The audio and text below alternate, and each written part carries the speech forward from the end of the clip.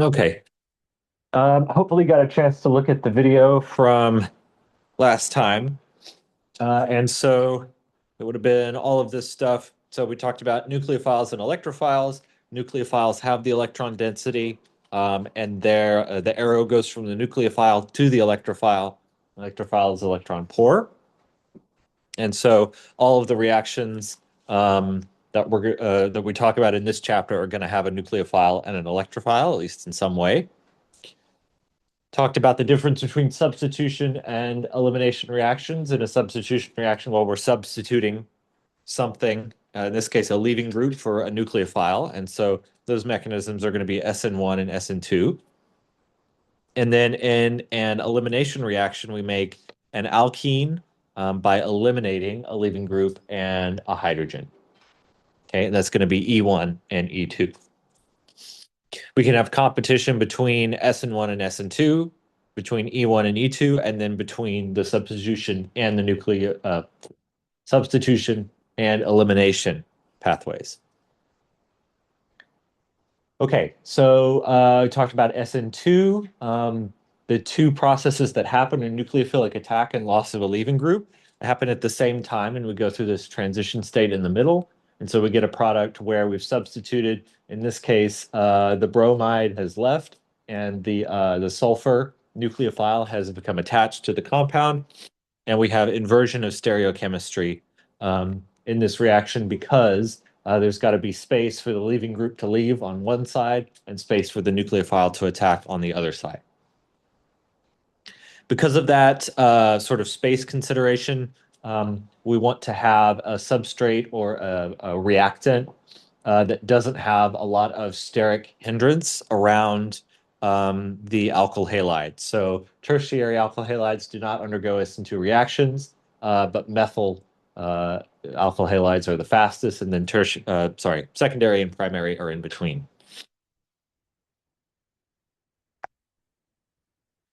Then E2, so the nucleophile acts as a base in this case, abstracts a hydrogen, and then, so that's proton transfer. All of this happening in one step, even though it's three separate things that are going on. We form a pi bond with the electrons that used to be holding the hydrogen onto the molecule, and then we lose a leaving group, just like in SN2. Okay, and so we get an alkene from that product, from that reaction, with a new pi bond formed. And the effect of the substrate is backwards because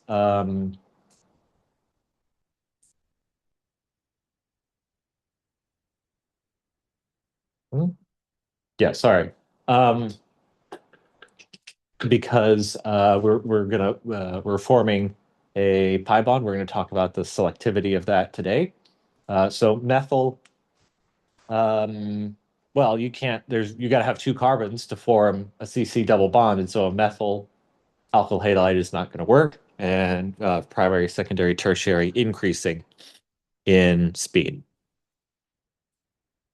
Okay, so let's pick up talking about um, the regioselectivity of these reactions.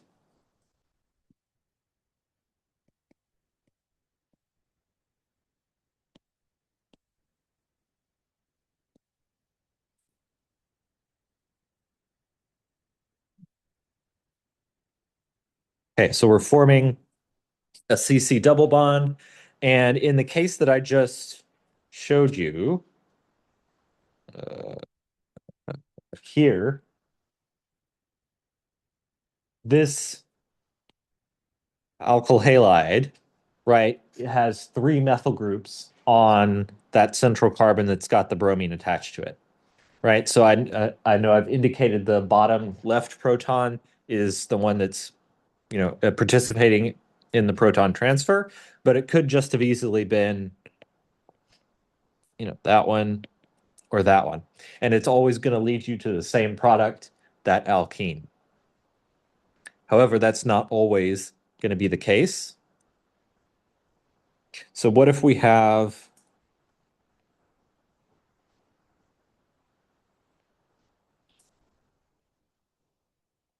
an alkyl halide like this. So this is still a tertiary alkyl halide, so it will react well in an SN2 reaction.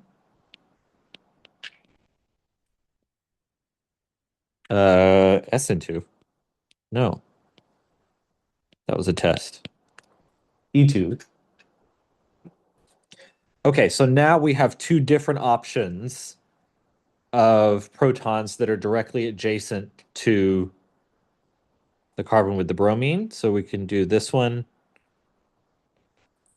over here.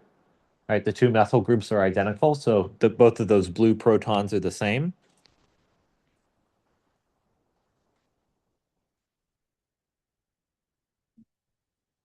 And then we have this pink hydrogen that's on the ethyl group. Okay, so that one's different than the two blue hydrogens. So if we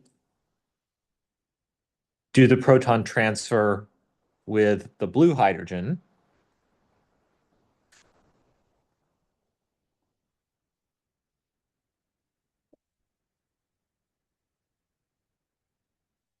we're going to get this product.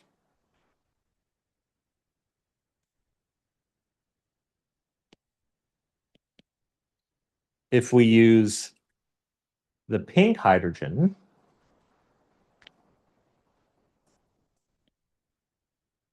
we get that alkene. Okay, so two different alkenes.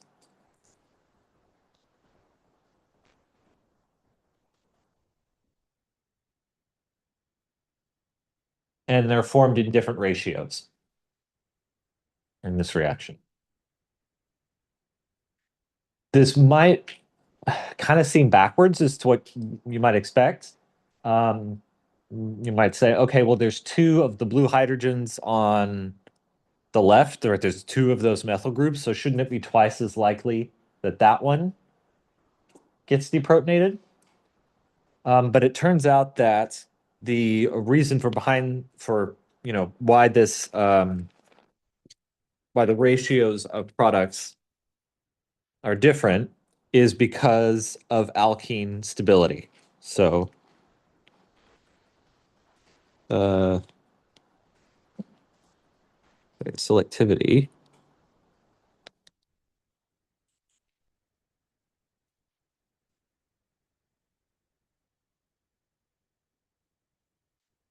Okay, so for alkene stability, the more substituted alkene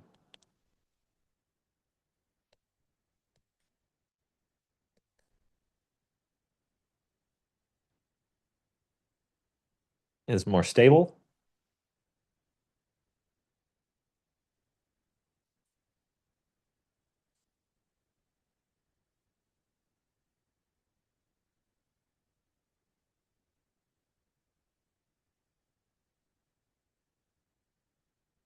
So here's some substitution patterns of alkenes. Mono substituted, di substituted, and so on and so forth. Okay, so we're just, for alkene substitution, we're just counting the number of different carbon-based groups, or any groups other than hydrogen, that are on the alkene. Okay, and so the more groups we have, the more stable the alkene is. Okay, so we're going to want to form the alkene that's more stable, the alkene that's more substituted. So what are the substitution patterns of our two products? Well, the blue one has 1, 2 groups on it. In fact, maybe for di-substituted, I should say that can either have this one or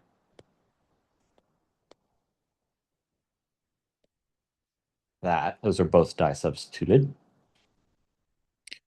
Okay, so this one has 2 substituents on it, so that's di-substituted.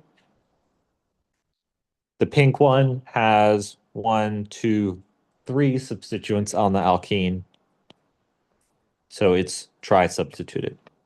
Okay, that's the more stable alkene.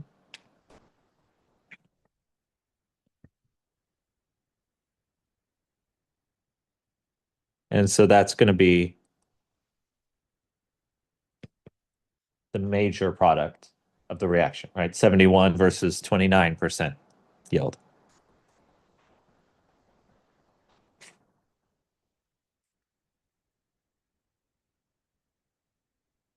However, we can flip that the other way around by using a specific type of base to initiate the SN2 reaction.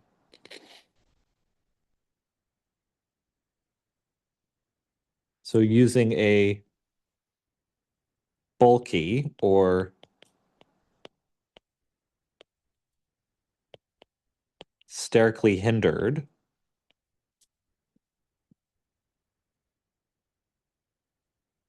base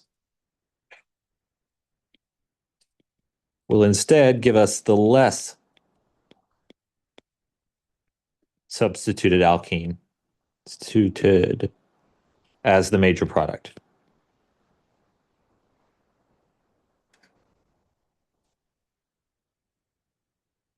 Okay, so if we use a sterically large base with a lot of atoms around the oxygen, assuming it's an oxygen that's the atom that's basic, but if we look up here at kind of the environment around each of the hydrogens,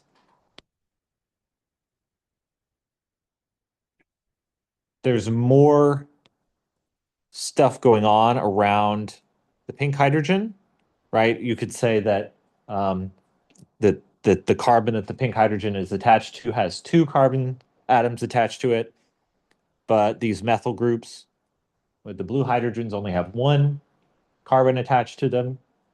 Okay, and so if we use a physically large base,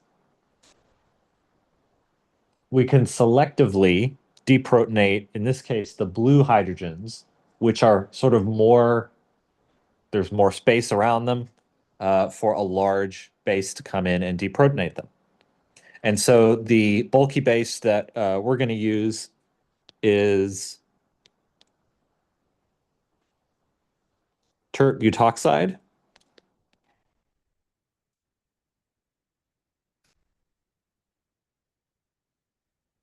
Okay, there's a lot of different ways to write this.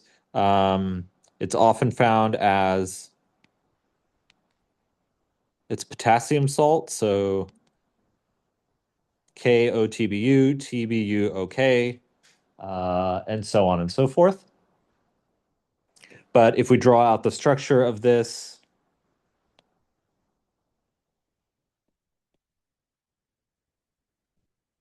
okay, it's got this big tert butyl group, and that makes it bulky, and that sort of prevents it from getting to, in this case, the pink hydrogen as easily. So it's more likely to deprotonate the blue hydrogen and give us that di-substituted product, which we initially said was not favored. So in summary,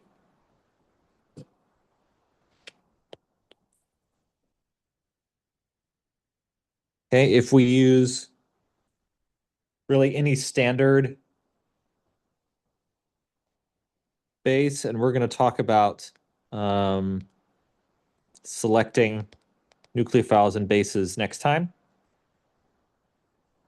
But if you use something other than tert butoxide that qualifies as a reagent for this reaction, which we'll get to later, such as sodium methoxide, we're going to get the more substituted alkene product because that's hideous.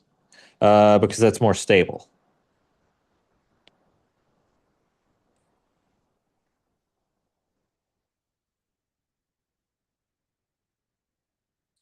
If we use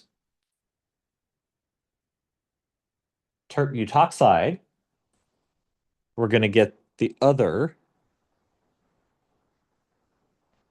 less stable alkene. But the reason for that is that the proton that we grabbed was on this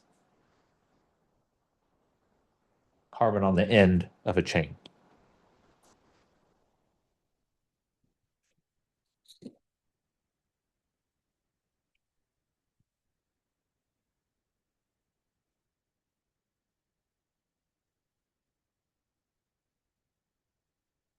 Okay. let's look at a case of one reaction or one set of reagents that can undergo either an SN2 or an E2 reaction. Again, we won't talk about how to choose quite yet.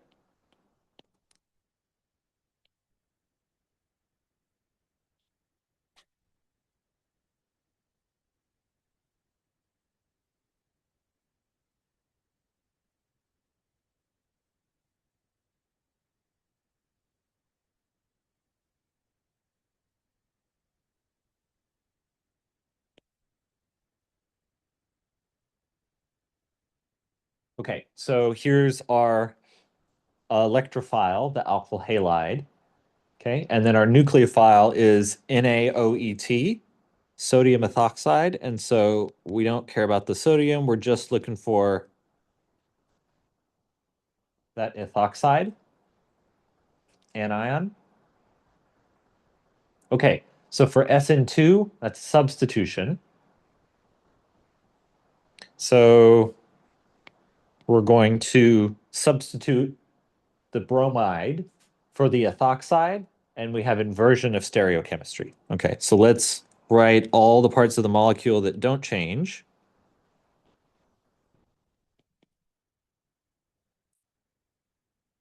So that, and then in place of the bromine, we're going to switch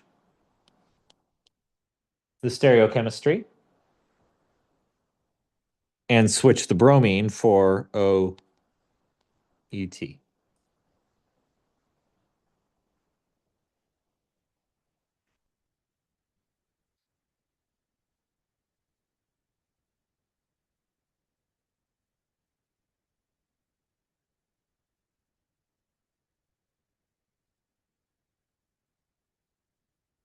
Are we satisfied for that being the product of the SN2 reaction?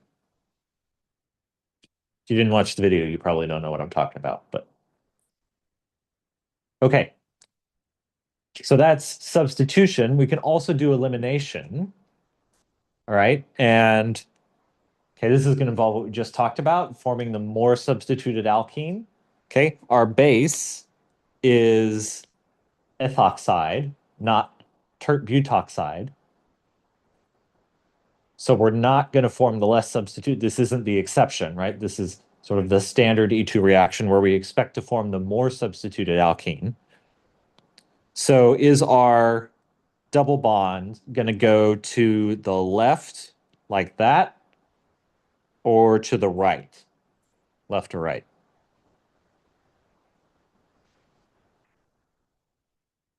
To form the more substituted alkene.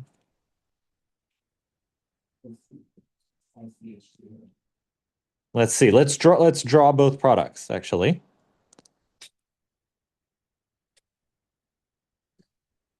Okay, so we draw everything that is unchanged. Okay, the bromide goes away and a hydrogen, let's say it's on that central carbon with the methyl group on it. That goes away, and so we get a double bond there. Or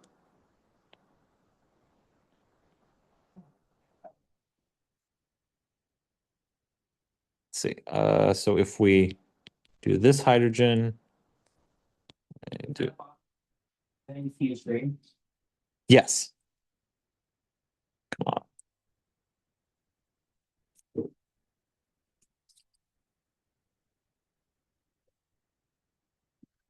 Okay, so if we no, that's backwards.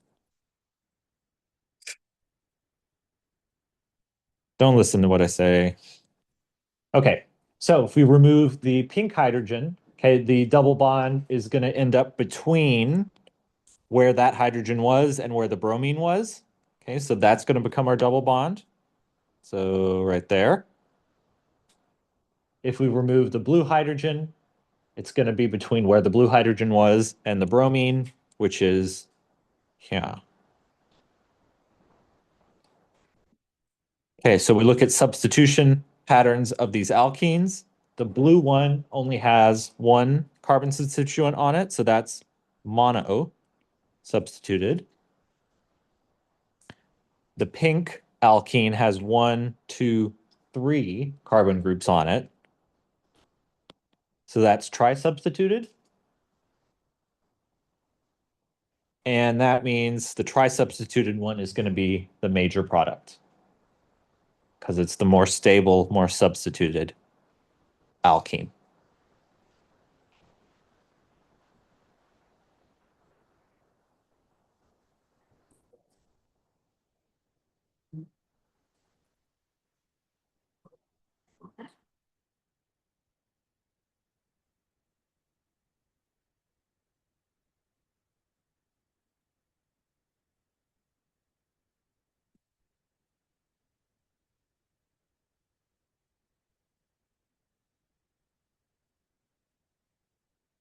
Okay, questions on the difference between SN2 and E2. They look very different. Well, the products look very different.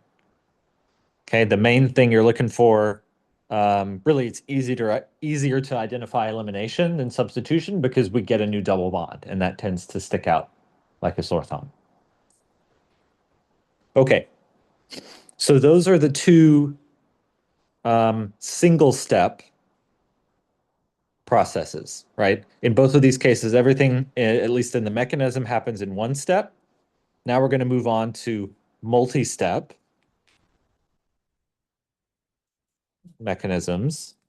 And we'll start with SN1.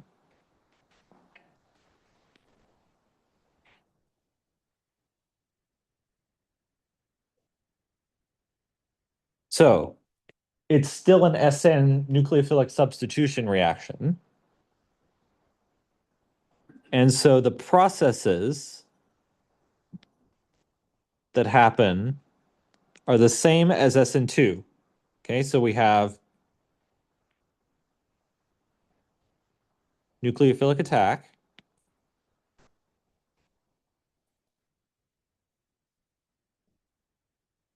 And we have the loss of a leaving group. The difference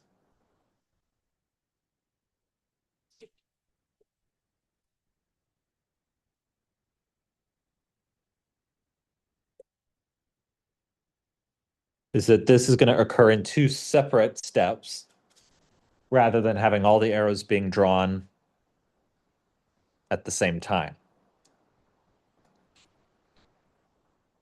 And in fact, the order is going to be opposite from the way I've written it here, but let's take a look at that.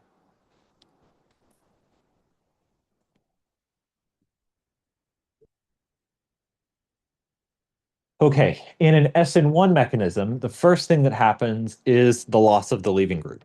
Okay, so this looks a bit strange because it's just the molecule reacting with itself, pretty much. The leaving group is just like spontaneously going away.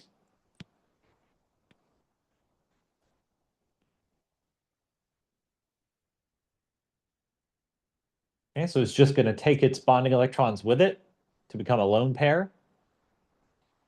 And it leaves behind a carbocation.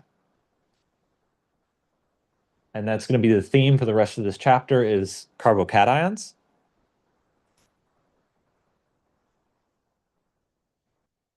Okay, so we've done loss of a leaving group. The next thing we need is nucleophilic attack. And so we're going to have some sort of nucleophile, let's say ethanol.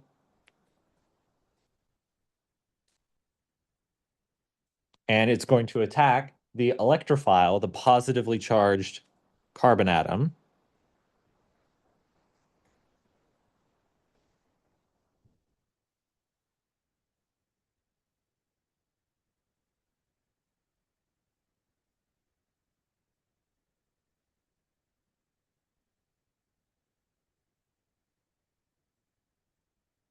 Now, the thing you got to be careful with this step is that, okay, the oxygen is attached to two things here. So actually, if I make this a little more explicit, okay, the oxygen is already attached to two different groups, okay, and we're forming a third bond. So that means we're gonna the ethyl group and the hydrogen are gonna get dragged along with the oxygen. We're just forming one bond between carbon and oxygen. Okay, so there's our new bond. And then, well, the hydrogen and the ethyl group are still attached to the oxygen. Oxygen now has a positive charge, and the carbon that used to be the carbocation is now happy. It's got its 8 electrons. And so this is the actual substitution. Okay, the bromine is gone, and we now have a molecule of ethanol attached to our substrate. But we really want a neutral molecule to end with that looks like it could have gone through an SN2 reaction, even though it doesn't. This is an SN1. And so we sort of have a third step that is often required, but a step to make the molecule neutral, and that is a proton transfer. And this is going to use a second equivalent or second molecule of whatever the nucleophile was, ethanol in this case. And here we're just going to do an acid-base reaction. It's going to grab a proton, and then those electrons that were holding it on go back onto the oxygen. Well, not back onto the oxygen, but they go onto the oxygen atom.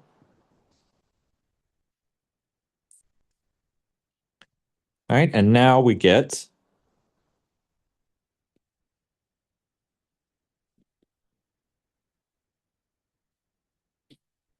that substitution product.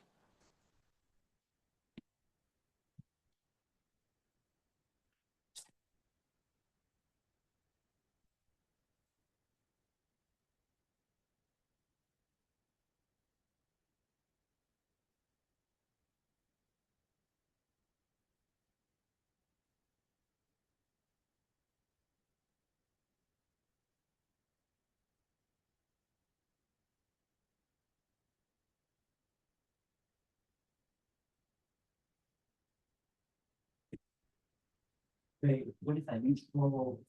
Product, sorry, I'm lazy.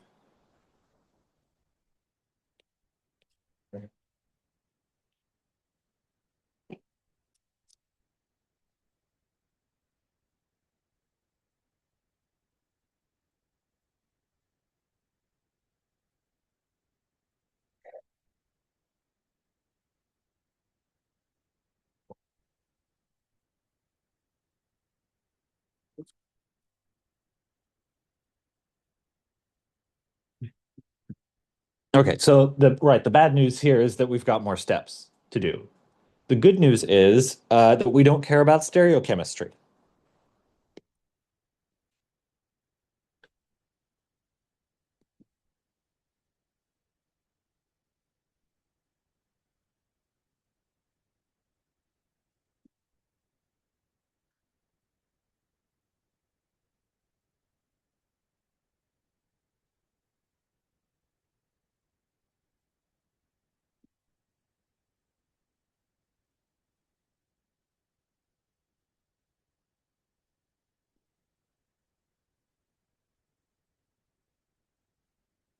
Okay, the key here, and the reason why we don't care about stereochemistry, is because, surprise, surprise, of the carbocation.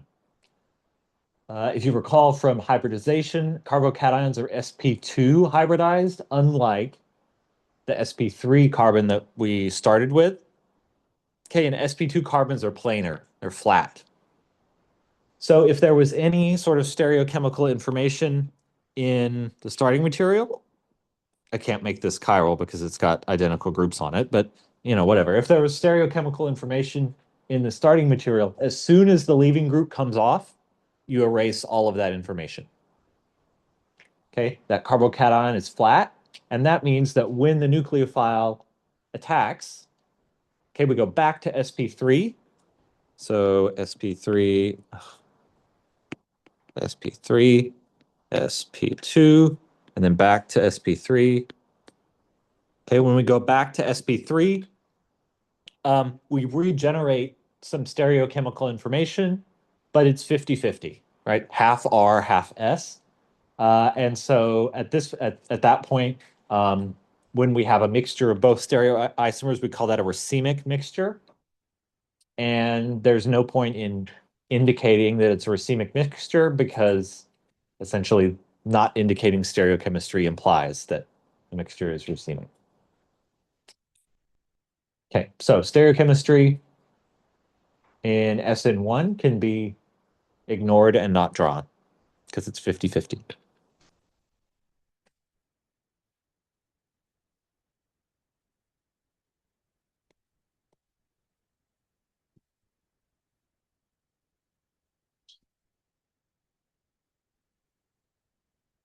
Okay, let's look at the effect of the substrate. So we've got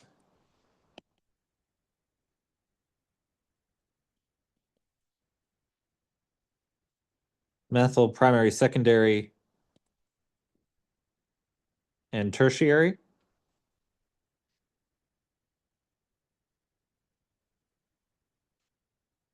Okay, methyl and primary will not undergo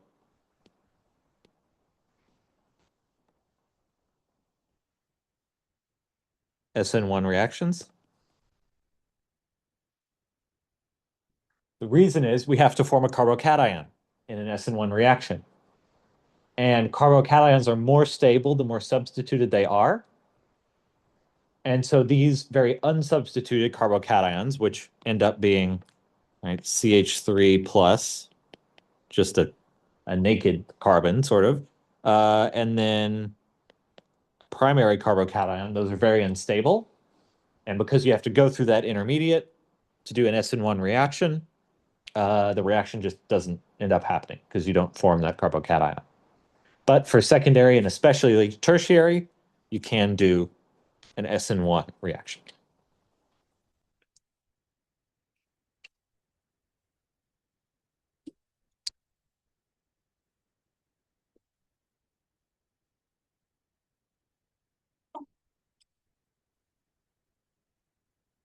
All right, so let's do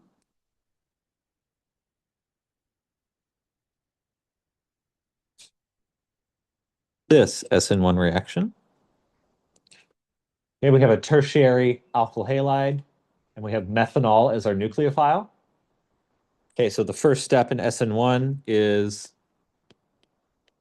loss of the leaving group.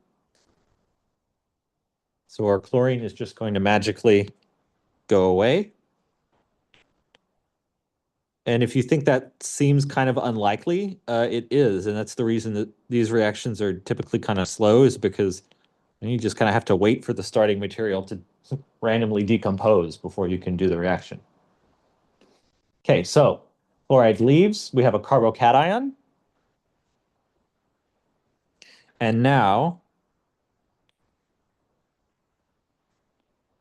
we have nucleophilic attack of the nucleophile on the carbocation.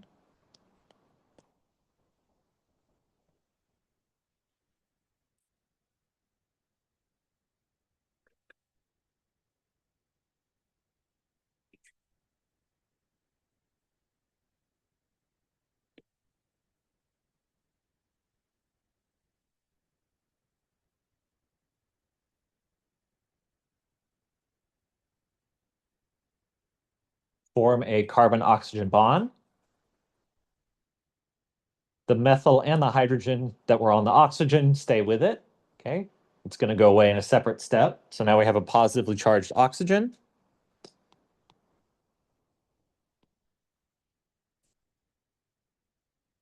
And now we just need to make our molecule neutral. And to do that, we take another equivalent of the nucleophile and do a proton transfer.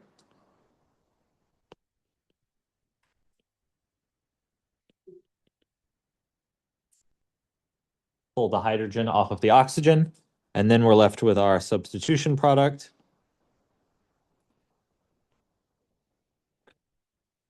With a methoxy group instead of the chloride.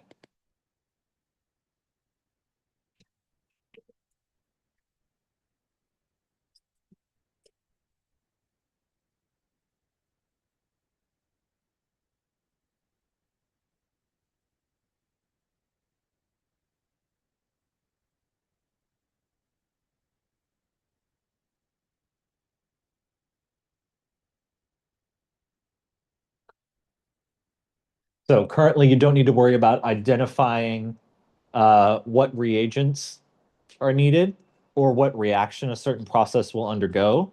That will be next time. Just focus on the mechanism, the pushing of the arrows, and the steps for now. Questions on SN1? Okay. Next and last mechanism is E1. Okay, and E1, we've kind of already done all of the stuff that's required. We just sort of have to put it together. So hopefully this is less kind of groundbreaking, but we'll see.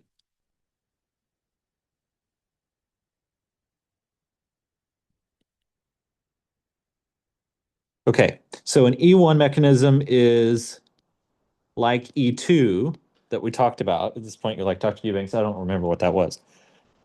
But it's like E2. Well, they're both E for elimination. Okay, so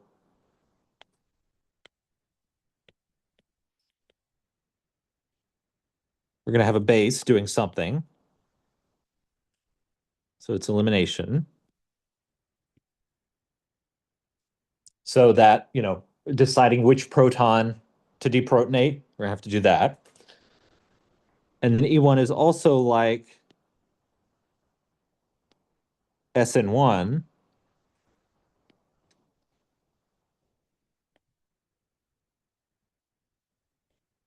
Because it occurs in two steps.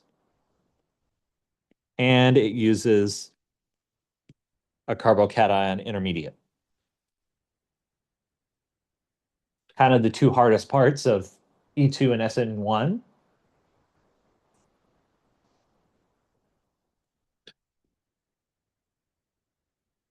So we're going to start off an E1 reaction just like SN1. In fact, I'll use the same molecule. Okay, the first step in SN1 and in E1 is loss of a leaving group. Okay, so we're going to do our magical decomposition.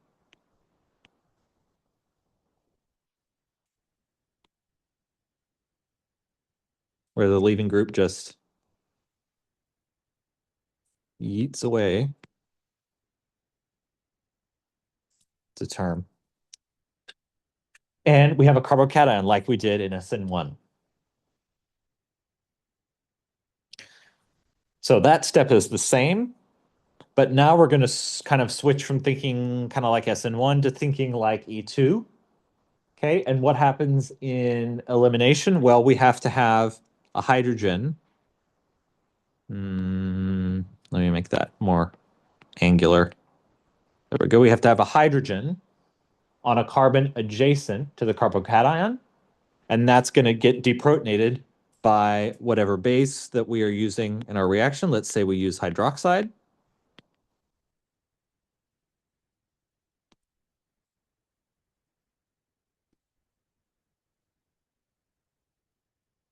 So we're going to have two arrows in this step because we have to grab the proton. So we have to do a proton transfer. And then the electrons from the carbon-hydrogen bond, no, please behave,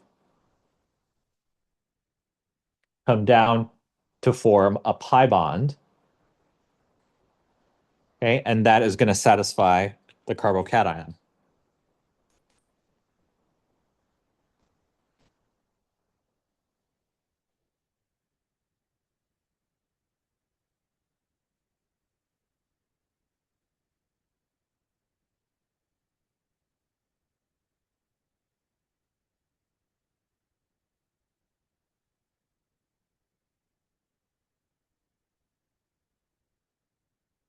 I suppose if we really want to be good about making sure our charges are all balanced and everything, if we use sodium hydroxide, we're going to have sodium there, and now our charges are balanced.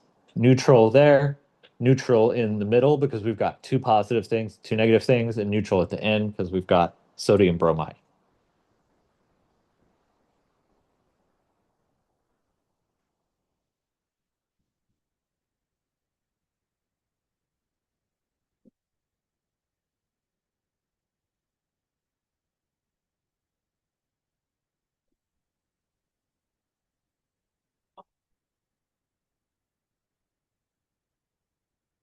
questions on E1?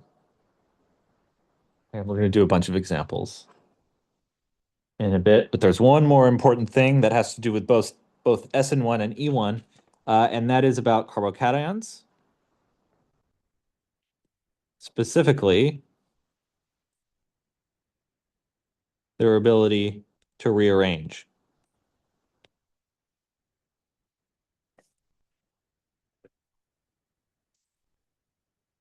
So as we did in right, SN1 and E1, the first step is loss of a leaving group to form a carbocation, right? So for SN1 and E1, we're always going to form a carbocation.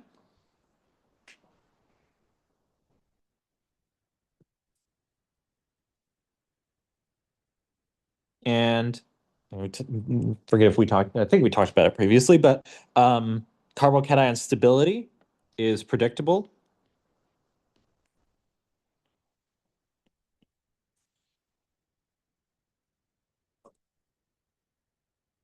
Least stable is methyl. Most stable is tertiary. And in the middle, we have,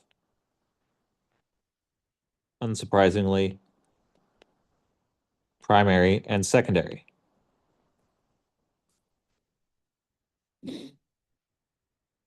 Okay, so the more alkyl groups we have on a carbocation, the more stable it is.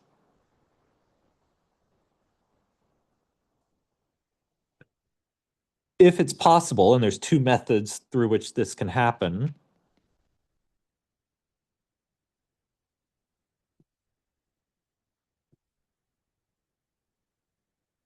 carbocations will rearrange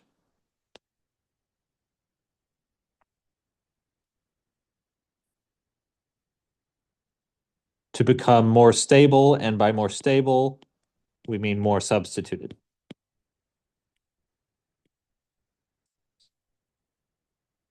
Okay, so as in many cases that we're going to see, we might start with a secondary carbocation and do a rearrangement of atoms to try and get to a higher substitution level that's more stable, right? We always want to make things more stable.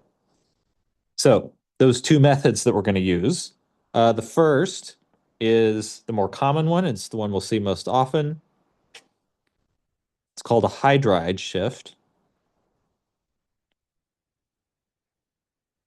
And in a hydride shift,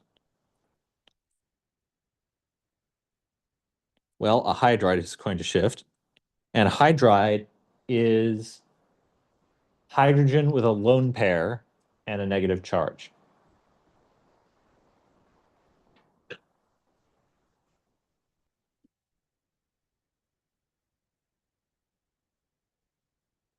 So if we have this carbocation, okay, this is a secondary carbocation. We can have this hydrogen, which is adjacent to the carbocation. This can migrate toward the carbocation. Okay, so here I'm drawing the carbon-hydrogen bond is essentially whisking the hydrogen over to the right.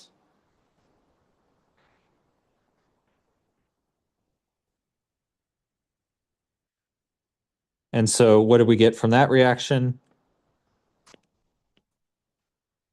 Well, we put our hydride there, our hydrogen.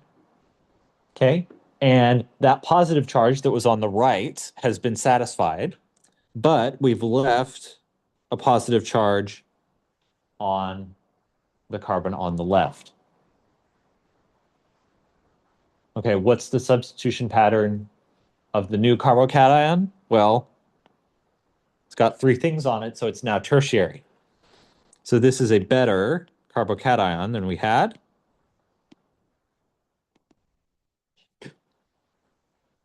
And so the hydride shift has improved the stability of the carbocation.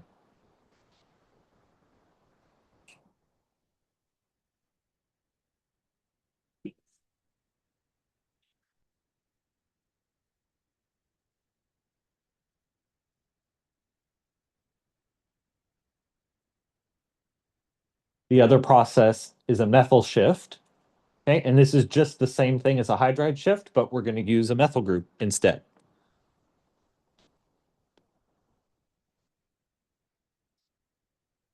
So this is migration of CH3 minus with a lone pair. So this is going to behave just the same way as a hydride does. And I'm going to use the same example, except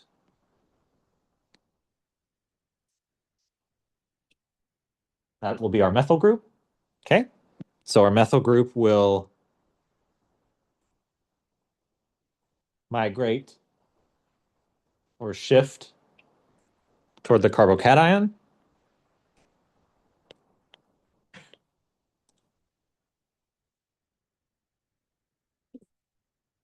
So it's really right, it's really the electrons that are moving and the atoms just get dragged with it.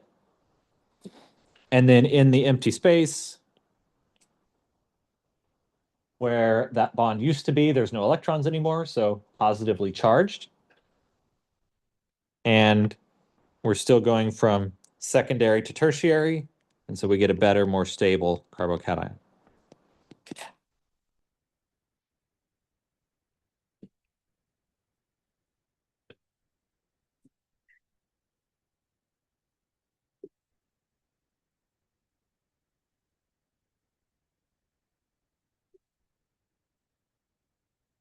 Are we satisfied with that, how that process improves the stability of a C+? All right.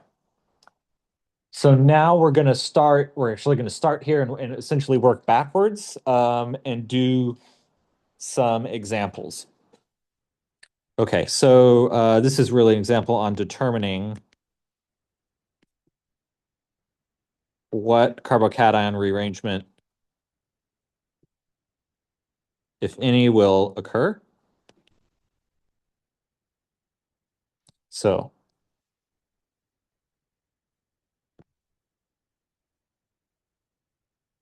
yeah.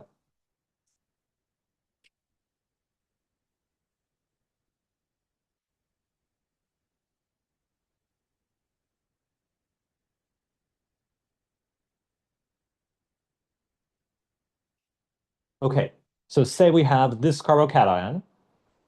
Okay, this is secondary. And let's see if we can do a rearrangement here to improve the stability.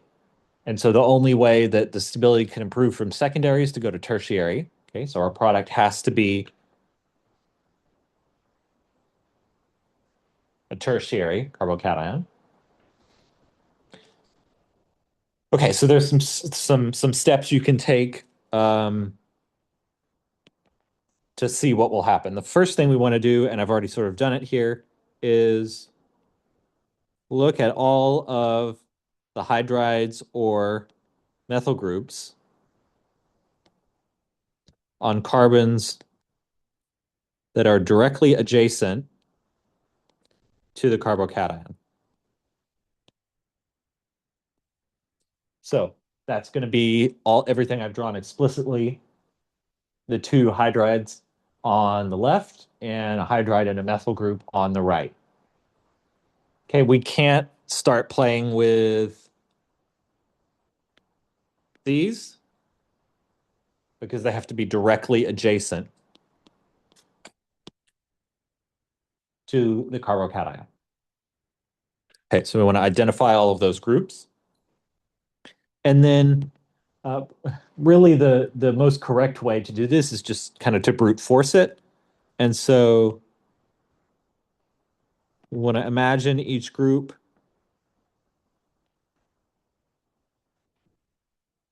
migrating or shifting toward the carbocation.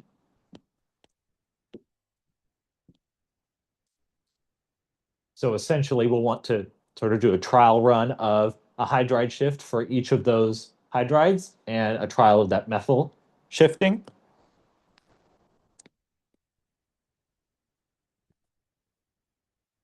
And any migration or shift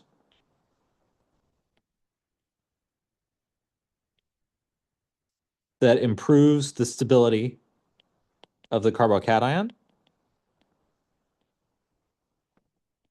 is a valid carbocation rearrangement? Often there will just be one, as is the case here.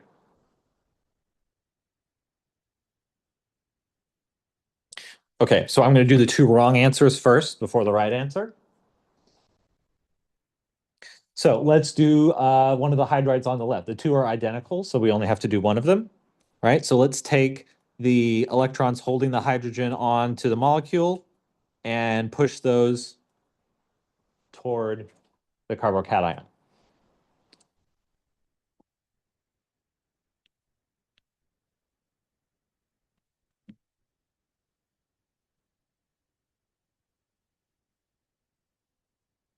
Let's see. Okay, so now, again, this is wrong, but our hydride has moved here. Okay, and the positive charge of the carbocation is going to go where that hydride came from. So on that carbon. What's the substitution level of the new carbocation?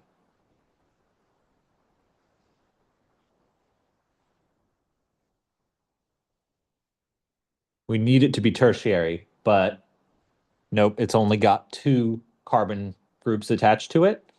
So that's secondary. Okay, so that hydride shift has not improved the carbocation stability. So it's wrong. The mechanism was correct, but we haven't improved the stability of the C+. Okay, so that ain't gonna work.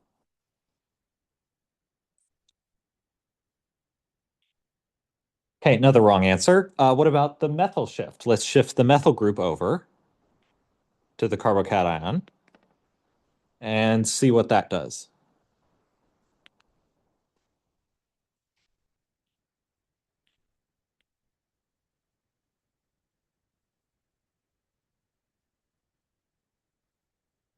Okay, so our methyl group is moved to where the positive charge used to be, and the positive charge moves to where the methyl group used to be.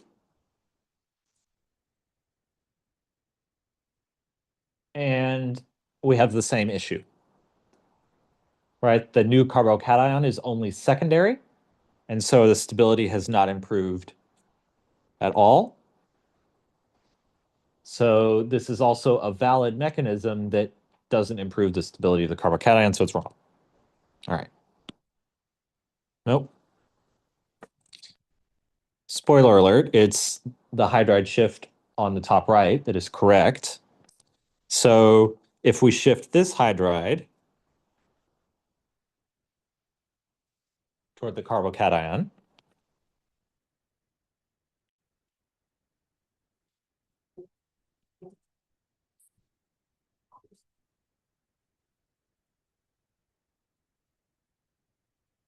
okay, there's our shifted hydride, shifty hydride. And the positive charge is now there. Do you see it? It's now tertiary. Okay, we've got 1, 2, 3 carbons attached to our carbocation. And so we have improved the stability of the carbocation. And so that is a valid carbocation rearrangement.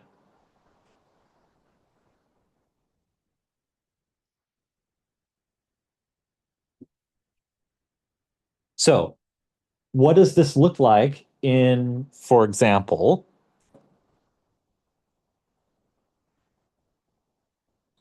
an SN1 reaction?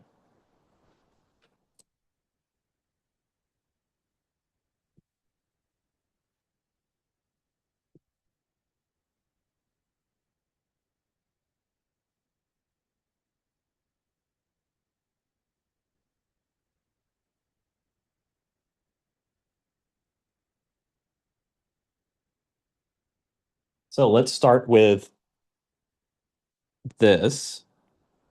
And let's say our conditions are water, and I'm going to tell you we're going to do an SN1 reaction. Okay. So what's the first step of an SN1 reaction?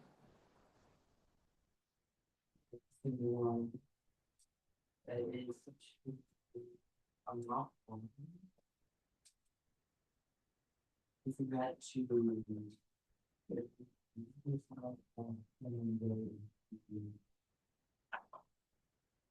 be the base. It's not going to involve the base yet. The cross version. Loss of what? Alkyl. Oh, LG. Yes, yes. Loss of leaving group. Okay, so bromide is our leaving group. It's our halogen. So it just comes off.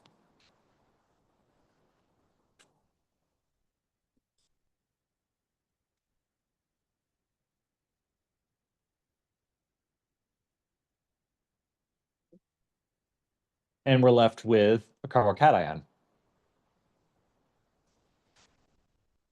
So this is a secondary carbocation.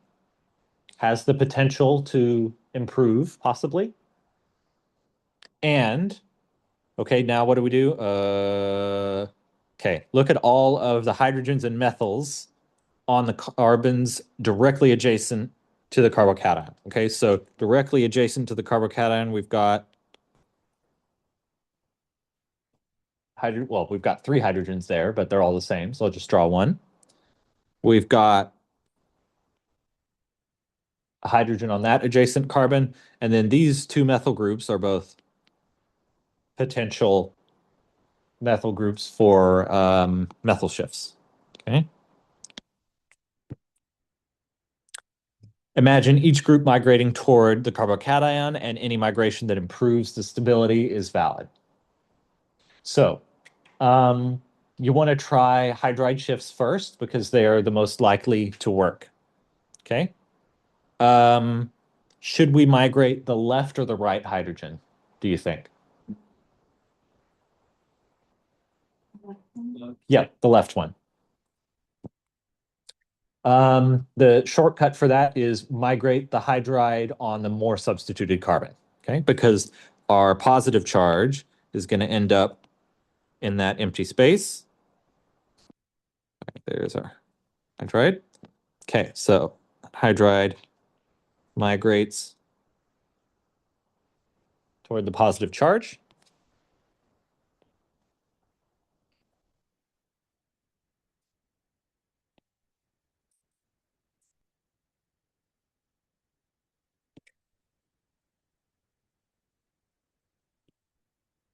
So now we have that hydride on the old carbocation, and the positive charge has moved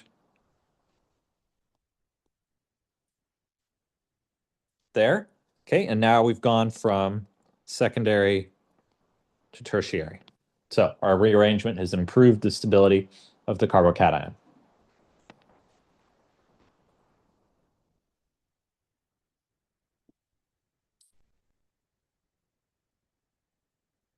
Okay, now we're going to pick up where we left off with the SN1 business. Okay, so the next step for SN1 is nucleophilic attack.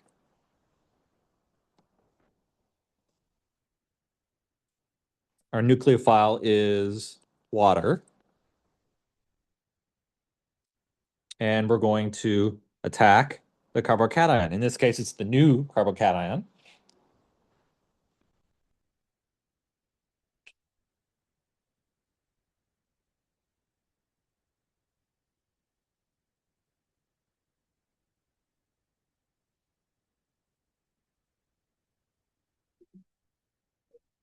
Okay, so the 2 hydrogens have been dragged along with the oxygen. The oxygen now has a positive charge.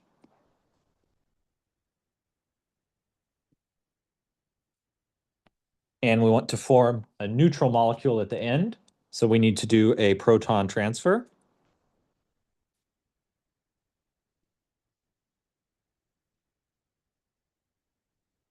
With another molecule of the nucleophile, which is water.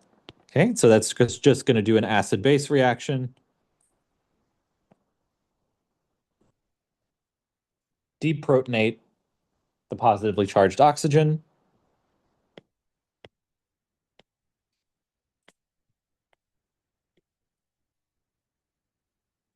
And give us this substitution product.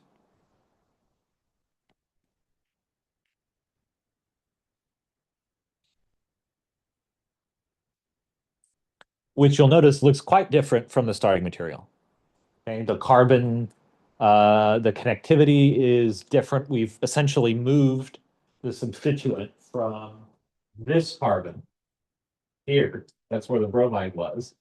But then after the reaction, well, hang on, the OH is in a different position. Okay, so when you see groups moving around like that between the reactants and the products, that is a major sign that we've had a carbocation rearrangement somewhere. After that second step, we don't need to draw the bromide.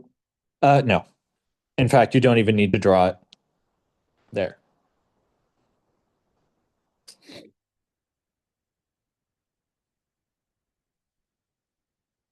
Lone pairs would be nice here, though.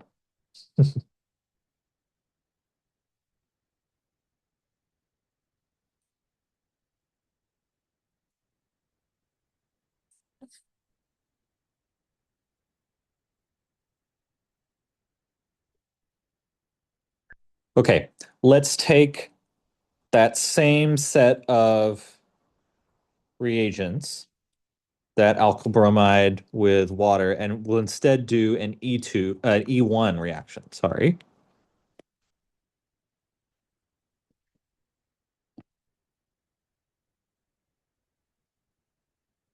Okay, so elimination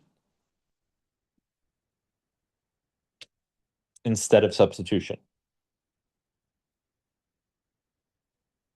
Okay, first step of E1 or SN1 is loss of a leaving group.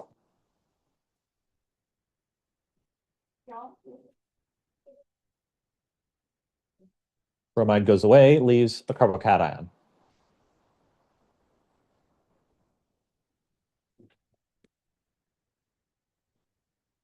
Carbocation rearranges.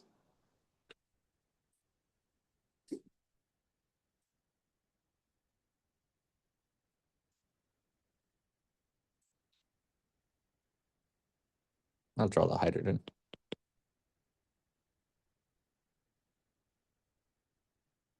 Okay, so this is identical to what we've just done.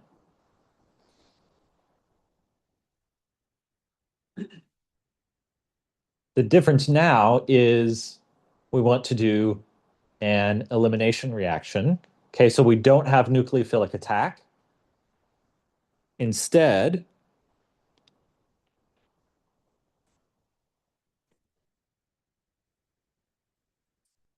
we have elimination. And that involves our, in this case, base, which is water,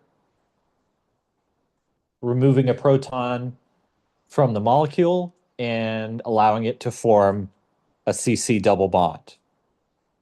We want to have the most substituted carbon-carbon double bond. And so we've got some different hydrogens to pick from that we could deprotonate. Conveniently, the one that was already drawn explicitly is the one we're going to use. Because the key is we have this extra methyl group down here. And so this hydrogen, the one that coincidentally was involved in the carbocation rearrangement, will give us the more substituted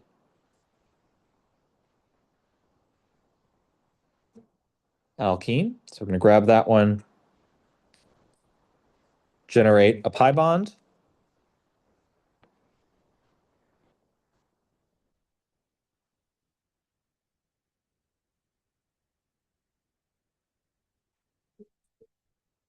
And there's our elimination product.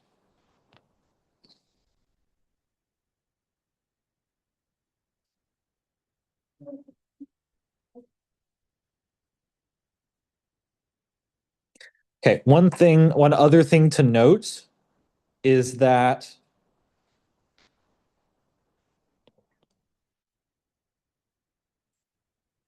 we do not go directly from the secondary carbocation to the elimination product. Okay, you could say, well, hey, can't we just, right? We've just done this step. Can't we just deprotonate here and form the pi bond? It looks like you can, but the carbocation rearrangement will always happen. Okay, so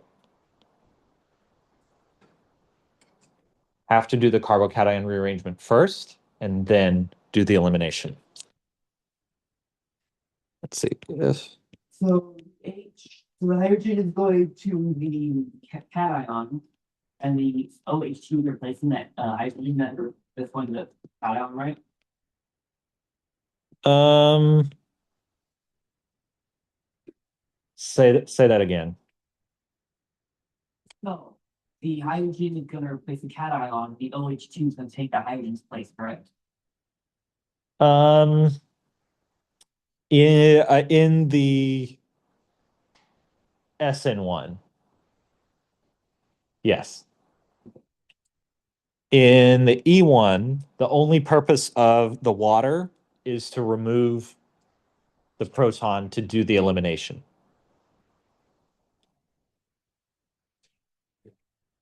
And the let's see, a side product of this will be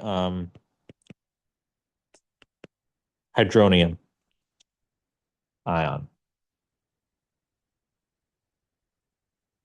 We don't get substitution there.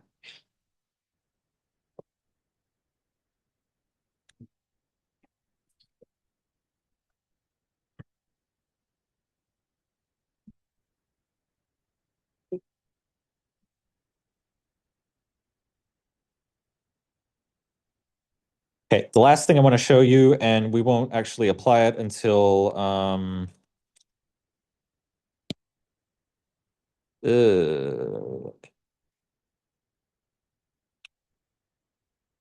new base. Here we go. Please open. Thank you. So this is on Blackboard, and it is well, this is the cheat sheet basically. This will be given to you on the exam. And so the top part tells you what is a strong base, strong nucleophile, weak base, weak nucleophile, et cetera, et cetera. And then the bottom part tells you for a primary, secondary, or tertiary substrate, given which reagent you have, what kind of reaction will occur. Okay, so for example, let's see. Well, let's use the example we just did and figure out which of those two. Hello.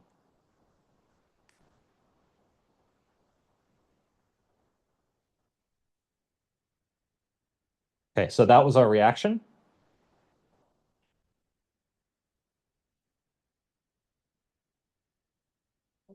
All right. So what kind of base slash nucleophile do we have? Water is, it's in the bottom right there. It's a weak nucleophile and a weak base. All right. So let's see. Weak base, weak nucleophile.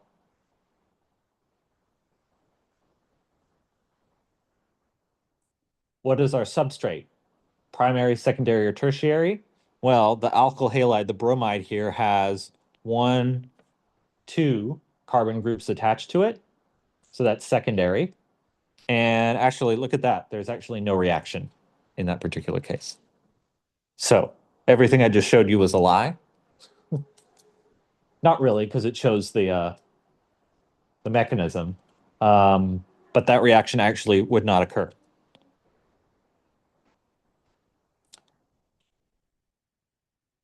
If instead we used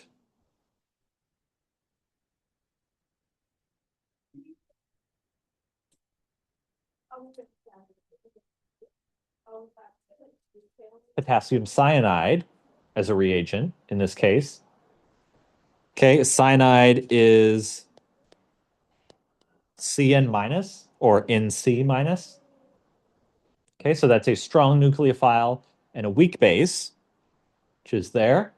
We still have a secondary alkyl halide, and so the only mechanism that's valid for that is an SN2 rather than a SN1 or E1 process. Okay. All right, we'll do some more practice with that next time, and then we'll do exam review.